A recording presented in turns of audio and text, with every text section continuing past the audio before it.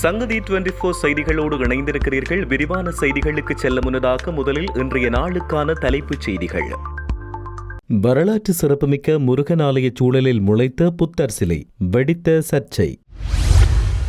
இனப்படுகொலை நடக்கவில்லை எனில் பன்னாட்டு விசாரணைக்கு ஏன் ஸ்ரீலங்கா அரசு அஞ்சுகிறது? கொழும்பு நினைவேந்தலில் குழப்பம் விளைவித்தவர்களால் மீண்டும் பதற்றம். மட்டக்களப்பில் மதிய உணவு சாப்பிடச் சென்ற சட்டத்தரணிக்கு காத்திருந்த அதிர்ச்சி. சிந்துஜாவின் இறப்புக்கு நீதி கிடைக்கவில்லை, தாயார் விடுத்துள்ள கோரிக்கை. திருகோணமலையில் கோர விபத்து, 2 வைத்தியசாலையில் அனுமதி.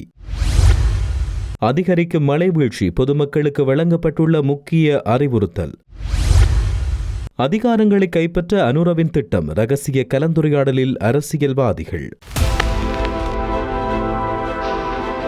உலகின் 14 நாடுகளில் இருந்து இறக்குமதி செய்யப்படும் மரக்கறி வகைகள், பழங்கள், தானிய வகைகள் மற்றும் 300க்கும் அதிகமான நந்திமார்க் தயாரிப்புகள் என அனைத்து பொருட்களையும் மொத்தமாகவும் சில்லறையாகவும் எம்மிடம் பெற்றுக் கொள்ளலாம்.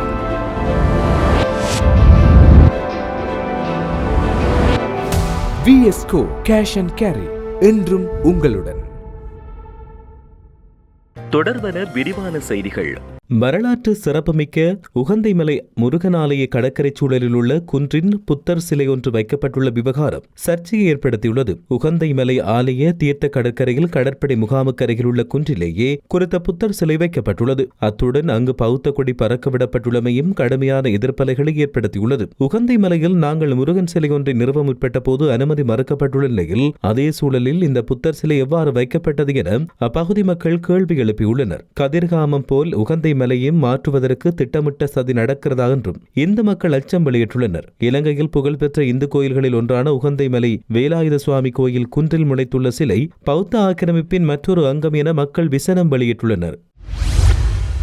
இலங்கையில் இன அழிப்பு என்ற சொற்களை பயன்படுத்தினால் சட்ட நடவடிக்கை எடுக்கப்படும் என வெளிவிவகார அமைச்சர் விஜிதகிர தெரிவித்திருப்பது என்பது பல்வேறு செய்திகளை சொல்லுகின்ற விடயமாகும். முதலில் இலங்கையில் நடந்தது இனப்படுகொலை என்றும் அதை மூடி மறைக்க இப்படி சட்டம் பாயும் என்கிற அரசின் ஒப்புதல் வாக்கு மூலமாக அமைகின்ற அதேவேளை இலங்கையில் தமிழர்கள் தமக்கு நடக்கும் ஒடுக்குமுறைகளை கூட பேச முடியாத மிகப்பெரிய அடக்குமுறையில் வாழ்கின்றார்கள் என்பதையும் எப்படியான இன அழிப்புக்குள் வாழ்கிறார்கள் என்பதையும் அமைச்சர் விஜிதகிரத்தின் இந்த நிலைப்பாடு தெளிவுபடுத்தியுள்ளது. அத்துடன் ராஜபக்சர்கள் விஞ்சியவர்களாக ஜேவிபியினர் செயற்படுகின்றார்கள் என்பதையும் இந்த நிலைப்பாடும் கருத்தும் திட்ட தெளிவாக காட்டுகிறது. விஜிதகிரத் தன்னுடைய கருத்தின் மூலம் கோட்டாபய ராஜபக்சவின் பாதையில் பயணிக்கிறார் என மனித உரிமை செயற்பாட்டாளர் மரிஷா DS விஜிதகிரத் முள்ளிவாய்க்காலில் இனப்படுகொலை இடம்பெறுகிறது என்பதை கடுமையாக மறுப்பதுடன் கோட்டாபய தெரிவித்த எங்கள் படையினர் மனிதாபிமான யுத்தத்திலேயே ஈடுபட்டார்கள், சிறுவர்களையும் முதிய பெண்களையும் நீரேறியூடாக சுமந்து சென்றார்கள், பொதுமக்கள் எவரும் கொல்லப்படவில்லை என்பதை பின்பற்றுகிறது என குறிப்பிட்டார். அத்துடன் ராஜபக்சவை தூண்டியமைக்காக இறுதி யுத்தத்தில் கடும் ஆர்ட்டிலரி தாக்குதல்களை மேற்கொண்டு முடித்துவிடுமாறு தூண்டியமைக்காகவும் தமிழர்களின் கால்களில் விழுந்து தங்களை மன்னிக்குமாறு கோருவதற்கு பதில் இனப்படுகொலை இடம்பெற்றதை ஏற்றுக்கொள்ள மறுக்கும் தேசிய மக்கள் சக்தி பொதுமக்கள் கொல்லப்படவில்லை என கண்மூடித்தனமாக மறுக்கிறது என்றும் மனித உரிமையின் செயற்பாட்டாளர் மரிஷா DS கூறியுள்ளார். கொழும்பு வெள்ளவத்தை பகுதியில் இடம்பெற்ற தமிழின அழிப்பின் 16வது ஆண்டு நினைவேந்தலின் போது குழப்பம் விளைவித்த சிங்களராவை அமைப்பால் மீண்டும் பதற்ற நிலை ஏற்பட்டுள்ளது. குறித்த அமைப்பினர் நேற்று நீர்கொழும்பில் உள்ள தேசிய கடல் தொழில் ஒத்துழைப்பு இயக்க அமைப்புக்கு முன்பாக போராட்டம் ஒன்றை முன்னெடுத்தனர். இதன்பொழுது தமிழீழ விடுதலை புலிகளுக்கு இனி இடமில்லை என சிங்களராவை அமைப்பை சேர்ந்தவர்கள் தெரிவித்தனர். இதனால் அந்த பகுதியில் குழப்ப நிலை ஏற்பட்டதோடு போலீஸ் பாதுகாப்பும் பலப்படுத்தப்பட்டிருந்தமை குறிப்பிடத்தக்கது. மட்டக்களப்பு நகரில் சாப்பாட்டு கடையொன்றில் வாங்கிய மதிய உணவான சோற்று பாசலில் புழு உள்ளதைக் கண்டு சட்டத்தரணி ஒருவர் சுகாதார அதிகாரிகளுக்கு முறைப்பாடு செய்தார். இதையடுத்து உடனடியாக குறித்த கடையை நேற்று சோதனையிட்டு அங்கு மனித பாவனைக்கு உதவாத உணவு தயாரிக்கும் பொருட்களை மீட்டதோடு குறித்த கடை உரிமையாளருக்கு எதிராக நீதிமன்றத்தில் வழக்கு பதிவு செய்யவுள்ளதாக பொது சுகாதார பரிசோதகர் தெரிவித்தனர். குறித்த கடையில் வழமையாக மதிய உணவை வாங்கி சாப்பிட்டு வந்த சட்டத்தரணி ஒருவர் சம்பவ தினமான நேற்று பகல் 2 மணியளவில் மதிய உணவான சோற்று பாசலை வாங்கிக் கொண்டு தன் காரியாலயத்துக்குள் வைத்து சாப்பிட்டுக் கொண்ட போது அதில் உள்ள கடற்கரையில் புழு ஓடுவதை அவதானித்தார். இதையடுத்து கருத்த புழு சாப்பாட்டு பாசலோடு மட்டக்களப்பு சுகாதார வைத்திய அதிகாரிகள் காரியாலயத்துக்கு சென்று குறித்த கடைக்கு எதிராக முறைப்பாடு செய்தார். உடனடியாக பொது சுகாதார பரிசோதகர்கள் குறித்த கடையை முற்றுகையிட்டு சோதனையிட்டதை அடுத்து அங்கு மனித பாவனைக்கு உதவாத உணவு மற்றும் சிற்றுண்டிகள் தயாரிக்கும் பல உணவுப் பொருட்களை குளிரூட்டியில் இருந்து மீட்டுள்ளனர். இதேவேளை கடந்த காலங்களில் குறித்த உணவு விற்பனை செய்து வரும் கடையிலிருந்து மனித பாவனைக்கு உதவாத உணவுகள் தயாரித்தமை மற்றும் உணவு தயாரிப்பதற்காக பொருட்களை வைத்திருந்தமை, சுகாதார சீர்கேடுகால உணவுகளை கையாண்டமை போன்ற பல்வேறு குற்றச்சாட்டுகள் பொது சுகாதார பரிசோதகர்கள் அதன் உரிமையாளருக்கு எதிராக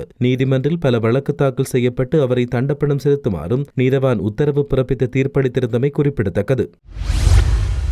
மன்னார் மாவட்ட பொது வைத்தியசாலையில் சிகிச்சைக்காக அனுமதிக்கப்பட்டு கடந்த 28ஆம் தேதி ஜூலை மாதம் 2024 உயிரிழந்த சிந்துயாவுக்கு இதுவரை நீதி கிடைக்கவில்லை என அவரின் தாயார் தெரிவித்தார். குறித்த வைத்தியசாலையில் குழந்தை பெற்று பின்னர் இரத்தப்போக்கு காரணமாக சிகிச்சை பெற்று வந்த சிந்துயா வைத்தியர் ஊழியர்களின் அசமந்த போக்கு காரணமாக உயிரிழந்ததாக குற்றம் சாட்டப்பட்டது. அதையடுத்து மன்னார் நீதிமன்றத்தில் வழக்கு பதிவு செய்யப்பட்டு இதுவரை 4 வழக்குகள் நடைபெற்று முடிந்துள்ளன. அடுத்த தவணை எதிர்வருகின்ற மே மாதம் 27ஆம் தேதி 5வது தடவை வழக்கு எடுத்துக் கொள்ளப்படவிருப்பதாகவும் இதுவரை வைத்தியசாலை நிர்வாகம் சிந்துயாவின் உயிரிழப்புக்கு எவ்வித உண்மையான கருத்துக்களையும் தெரிவிக்கவில்லை என தாயார் குற்றம் சுமத்தியுள்ளார். மேலும் இந்த செய்திகளை பார்த்தாவது என்னுடைய மகளுக்கு நீதி கிடைக்குமா என்று எதிர்பார்ப்பதாக சிந்துயாவின் தாயார் தெரிவித்தார். திருகோணமலை திருஞான சம்பந்தர் வீதியில் கடல்முக சந்திக்கு அருகாமையில் பாரிய விபத்தொன்று ஏற்பட்டுள்ளது. மோட்டார் சைக்கிளும் வேனும் மோதி குறித்த விபத்தில் மோட்டார் சைக்கிளில் பயணித்த இருவர் படுகாயமடைந்துள்ளனர். இந்த நிலையில் படுகாயமுற்ற இருவரும் வைத்தியசாலையில் அனுமதிக்கப்பட்டுள்ளதாக போலீசார் தெரிவித்தனர். மேலும் இந்த விபத்து சம்பவம் தொடர்பிலான மேலதிக விசாரணைகளை போலீசார் மேற்கொண்டு வருவதாக தெரிவிக்கப்பட்டுள்ளது. நாட்டில் பல பகுதிகளில் இன்றைய தினம் மழை அல்லது இடியுடன் கூடிய மழை பெய்யக்கூடும் என வளிமண்டலவியல் திணைக்களம் எதிர்வு கூறியுள்ளது. இதற்கமைய மேல், சப்ரகமுவ, வடமேல் மற்றும் மத்திய மாகாணங்களிலும் காலி மற்றும் மாத்தறை மாவட்டங்களிலும் இன்று மழை அல்லது இடியுடன் கூடிய மழை பெய்யக்கூடும் என வளிமண்டலவியல் திணைக்களம் எதிர்வு கூறியுள்ளது. மழையுடன் கூடிய வானிலை நிலவக்கூடும் என்றும் மேலும் அறிவிக்கப்பட்டுள்ளது. இதேவேளை மேல் மற்றும் சப்ரகமுவ மாகாணங்களிலும் காலி, மாத்தறை, நுவரெலியா மற்றும் கண்டி ஆகிய மாவட்டங்களின் சில இடங்களில் 75 மில்லிமீட்டருக்கும் அதிகமான பலத்த மழை வீழ்ச்சி எதிர்பார்க்கப்படுவதாக குறிப்பிடப்பட்டுள்ளது. நாட்டின் ஏனைய பகுதிகளில் சிறிதளவு மழை பெய்யக்கூடும் என வளிமண்டலவியல் திணைக்களம் தெரிவித்துள்ளது. இதனிடையே மத்திய மலைநாட்டின் மேற்கு சரிவுகளிலும் மத்திய, மேல், தென் மற்றும் வடமேல் மாகாணங்களிலும் திருகோணமலை மற்றும் மொனராகலை மாவட்டத்திலும் அவ்வப்போது மணிக்கு 40 கிலோமீட்டர் வரை பலத்த மழை பெய்யக்கூடும் என்றும் வளிமண்டலவியல் திணைக்களம் எதிர்வு கூறியுள்ளது. இதேவேளை மின்னல், இடிமின்னல் தாக்கங்களால் ஏற்படக்கூடிய பாதிப்புகளை குறைத்துக் கொள்ள பொதுமக்கள் முன்னெச்சரிக்கை நடவடிக்கைகளை மேற்கொள்ள வேண்டும் என்றும் தெரிவிக்கப்பட்டுள்ளமை குறிப்பிடத்தக்கது. இதேவேளை பிரதேசங்களில் தற்காலிகமாக பலத்த காற்றும் வீசக்கூடும். மின்னல் தாக்கங்களால் ஏற்படுகின்ற பாதிப்புகளை குறைத்துக் கொள்வதற்கும் அதேபோன்று இடி மின்னல் தாக்கங்களில் இருந்து மக்கள் மிகுந்த அவதானத்தோடு செயற்படுமாறும், மேலுமாக இந்த காலத்தில் பெய்யக்கூடிய கடுமழை காரணமாக அதிகமான மின்னல் தாக்கங்கள் ஏற்படும் அபாயமுள்ளதாகவும் பொதுமக்கள் அறிவுறுத்தப்பட்டுள்ளனர்.